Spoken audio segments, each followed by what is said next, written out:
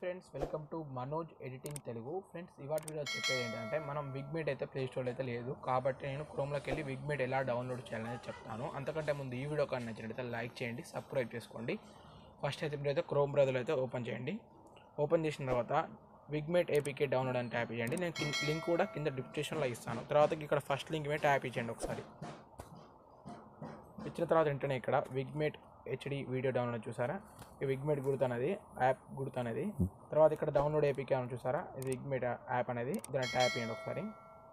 ఇచ్చిన తర్వాత లోడింగ్ తీసుకుంటుంది. తర్వాత ఇక్కడ అలా ఒక 1 minute టైం తర్వాత ఇక్కడ ఓకే అనేది రావడం జరుగుతుంది. ఓకే మీద ట్యాప్ చేయండి. తర్వాత ఇక్కడ 3 డాట్స్ అని చూసారా, 3 డాట్స్ మీద ట్యాప్ చేయండి.